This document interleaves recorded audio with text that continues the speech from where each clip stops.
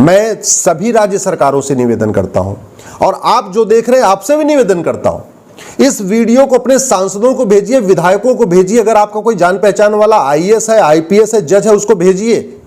जब भारत ही नहीं बचेगा, भारत की डेमोग्राफी ही बदल जाएगी, भारत का कल्चर बदल जाएगा, भारत की संस्कृति बदल जाएगी, भारत की त्योहार बदल जाएंगे, भारत के व्यवहार बदल जाएगा, भारत की वेशभूषा बदल जाएगी, तो क्या करेंगे इन पॉलिटिकल पार्टियों को लेके? और जब आग लगेगी ना तो कोई नेता बचाने नहीं आएगा, याद रखिए।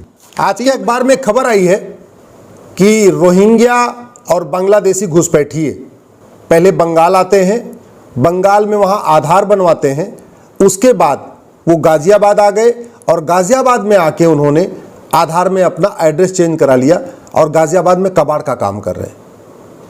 मैं बार बार कह रहा हूं, रोहिंग्या घुसपैठ और बांग्लादेशी घुसपैठ प्लान्ड वे में हो रही है।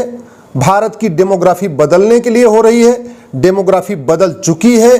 200 जिलों की डेमोग्राफी बदल चुकी है। 300 तहसीलों की डेमोग्राफी बदल चुकी है। 9 राज्यों की डेमोग्राफी बदल चुकी है। इसके बावजूद रोहिंग्या बांग्लादेशी लगातार आ रहे हैं। वो बंगाल के बॉर्डर पे और असम के बॉर्डर पे 2000 रुपए देके भारत में अंदर आते हैं। जो लोग बॉर्डर पे ड्यूटी कर रहे हैं वो 2000 रुपए लेते हैं, उनको अंदर करवा देते हैं। अंदर आते हैं, कॉमन सर्विस सेंटर पे जाते हैं, 2000 रुपए देते हैं, आधार बनवा लेते हैं। जब आधार उनका बन जाता है, दोबारा किसी दलाल को पकड़ते हैं, 2000 रुपए देते हैं, वो गरीबी रेखा से नीचे वाला यानी बीपीएल कार्ड बनवा लेते हैं। जब 2 डॉक्यूमेंट हो जाता है, किसी दलाल को पकड़ते हैं, नगर निगम में जाते हैं, 2000 रुपए में बर्थ सर्टिफिकेट बनवा लेते हैं। जब 3 डॉक्यूमेंट हो जाता है, फिर दलाल को पकड़ते हैं, आरटीओ ऑफिस जाते हैं, 3000 रुपए में वो ड्राइविंग लाइसेंस बनवा लेते हैं।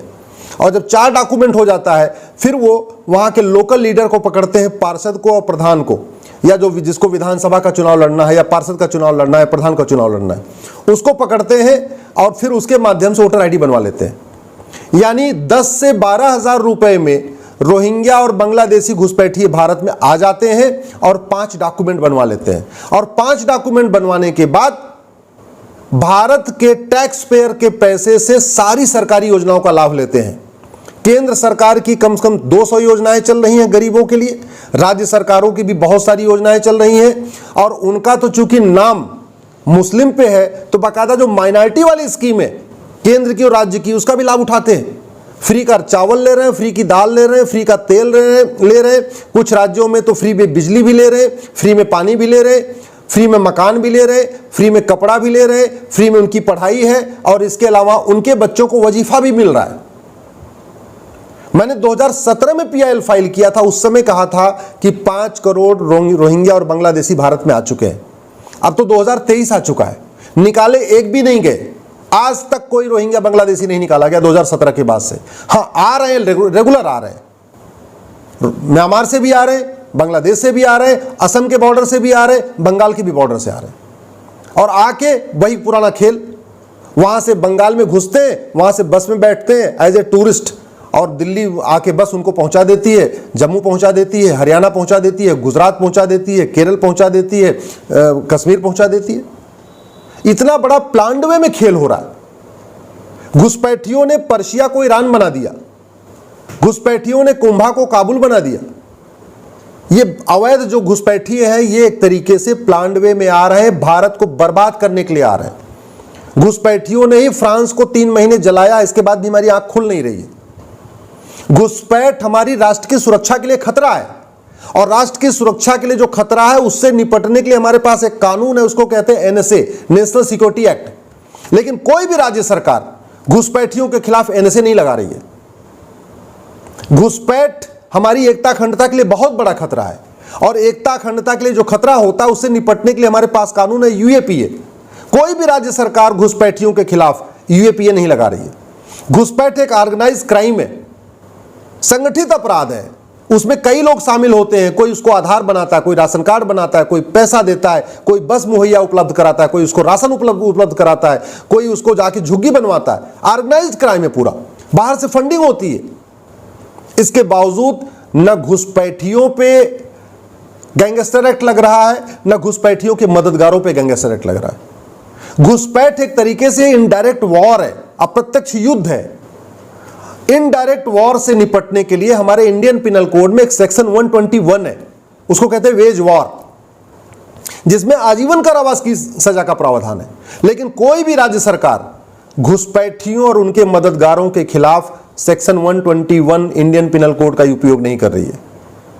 घुसपैठ अपने आप में देशद्रोह है, और खासतौर पे उन लोगों का भारत में घुसपैठ जो न भारत को मानते हैं, न भारत की संस्कृति को मानते हैं, न भारत की परंपरा को मानते हैं, न वसुधैव कुटुंबकम को मानते हैं, न नारी तू नारायणी को मानते हैं, जो महिलाओं को केवल बच्चा पैदा करने की मशीन मानते हैं, जो सभी इंसान को एक समान नहीं मानते।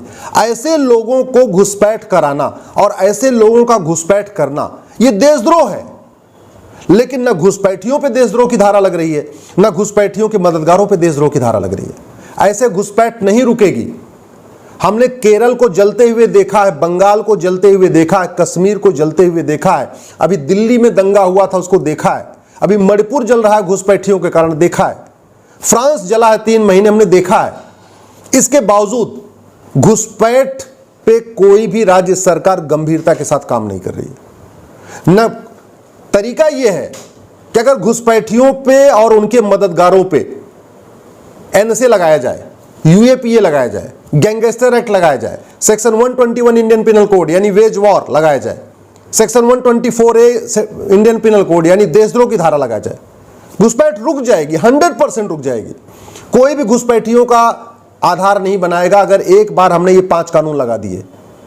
एक बार अगर हमने ये NSA, UAPA, gangster act, section 120A और सेक्शन 124A लगा दिया, कोई भी घुसपैठियों की मदद नहीं करेगा, ना उनको बस उपलब्ध कराएगा, ना उनको भारत के अंदर एंट्री कराएगा, ना उनको कोई राशन देगा, ना कोई उनकी झुग्गी बनवाएगा, ना उनकी वोटर आईडी बनवाएगा, ना कोई उनका ड्राइविंग लाइसेंस बनवाएगा, ना उनका बर्थ सर्टिफिकेट बनवाएगा, कुछ नहीं करेगा।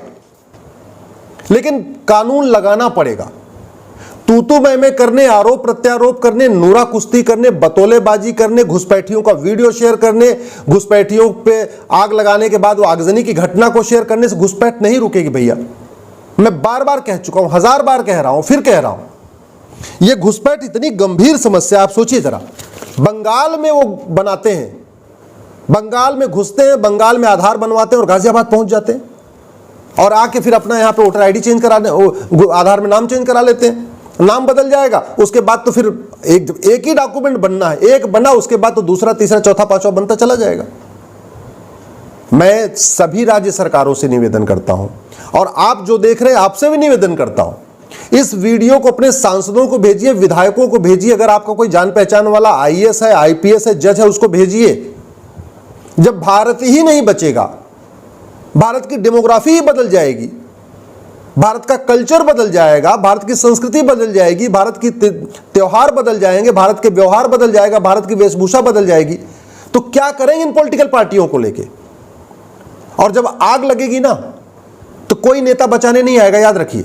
3 महीने फ्रांस जला है, किसी नेता का घर नहीं जला है, आम जनता का घर जला है। कश्मीर जला था, किसी नेता का घर नहीं जला था, आम जनता का घर जला था। बंगाल जला है, किसी नेता का घर नहीं जला है, आम जनता का घर जला है। केरल में हिंसा हुई, किसी नेता का घर नहीं जला, आम जनता का घर जला। मणिपुर जल रहा है, किसी नेता का घर नहीं जला, आम जनता का घर जला है। दिल्ली जल दंगा हुआ, कोई नेता नहीं मारा गया, आम जनता मारी गई, आम जनता का घर जला। ये जो घुसपैठिए जब आगजनी शुरू करेंगे ना, तो याद रखिए कोई पॉलिटिकल पार्टी या कोई नेता आपको बचाने नहीं आएगा।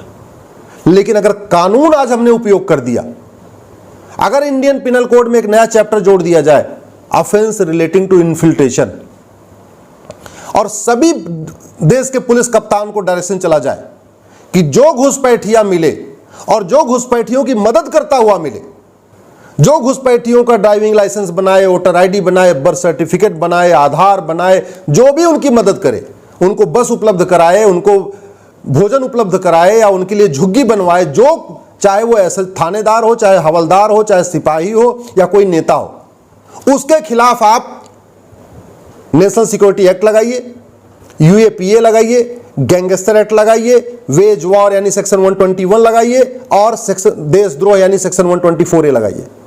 जो आदमी घुसपैठियों की मदद करे उसकी 100% प्रॉपर्टी जब्त करिए, उसके घर पे बुलडोजर चलाइए। मैं गारंटी के साथ कहता हूं एनआरसी की जरूरत ही नहीं पड़ेगी, सारे घुसपैठिए खुद ब खुद भाग जाएंगे और आगे से कोई घुसपैठियों की मदद करने से डरेगा। कोई बॉर्डर पे जो 2000 रुपए देकर उनको इंटर कराते हैं उनकी भी ना, उनके अंदर ऐसा खौफ हो जाएगा कि 2000 तो छोड़िए 10,000 रुपए देने पे भी किसी को अंदर नहीं कराएंगे। यदि आपको मेरा वीडियो ठीक लगे, इस वीडियो को अधिक से अधिक शेयर करिए, अपने जान पहचान वाले सभी लोगों को भेजिए।